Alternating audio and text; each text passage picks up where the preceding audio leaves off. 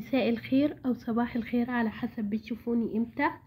أنا اسمي إلهام جاد الرب، ودي قناتي إلهام جاد الرب، ودي حلقة جديدة من سلسلة تطوير المسار المهني.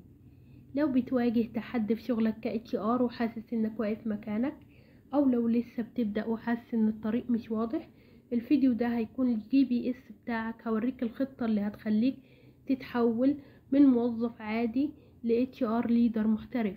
يلا جهز ورقة وقلم ويلا بينا. طيب، عندنا عشان تبقى HR محترف لازم تشتغل على 3 محاور أساسية. أولا النوليدج اكسبانشن، توسيع دائرة المعرفة. والHR دلوقتي ما بقاش بس تطبيق قوانين، لأن القوانين اللي بيركز عليها الHR بتكون واضحة وباينة أكتر. القوانين اللي بيحتاج يركز عليها هي قانون العمل والتأمينات.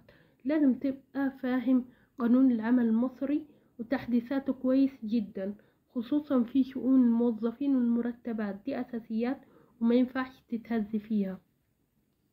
الماليات financial acumen، أيوة الHR لازم يفهم في البيزنس والبادجت، ازاي تحسب تكلفة الموظف، ازاي شغلك يأثر على ربحية الشركة.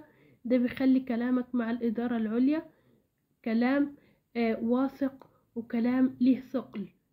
اوكي، بيخلي الإدارة العليا تحس ان الشخص اللي هي شغال معاه شخص فاهم هو بيعمل ايه.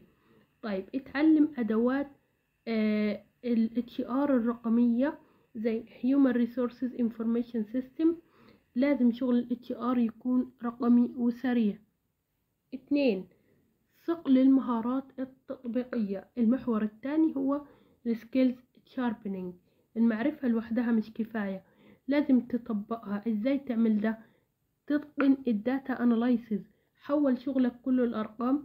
بدل ما تقول الموظفين زهقانين والمعدل الغياب زاد 15% الشهر ده، وده مش هيأثر وده هيأثر على الإنتاجية بكذا.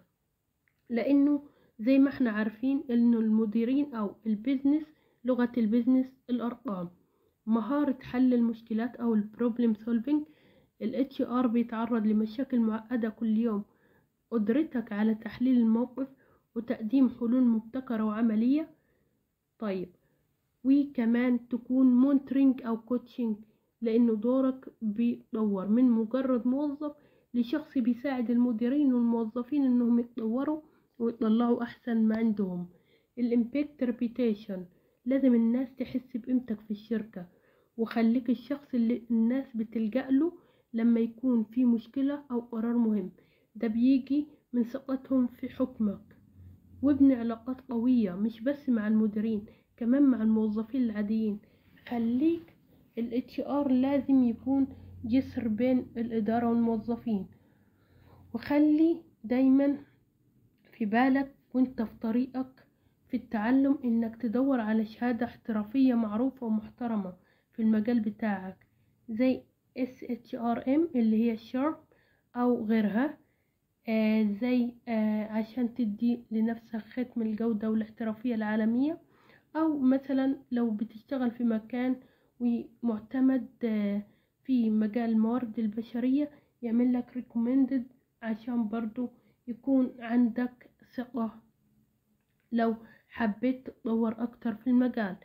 الخلاصة انه افتكر دايما ان التطور في الHR عامل زي التمرين في الجيم، محتاج استمرارية وخطة واضحة. مفيش حاجة اسمها توصل للقمة وتقف، لازم تفضل تتعلم كل يوم. ودلوقتي حابة اعرف منك ايه اكتر نقطة هتبدأ تشتغل عليها من بكرة. سيب لي كومنت بالخطة بتاعتك، ولو الفيديو ده ساعدك ما تنساش اللايك والشير والاشتراك. واشوفكم على خير الفيديو الجاي. سلام.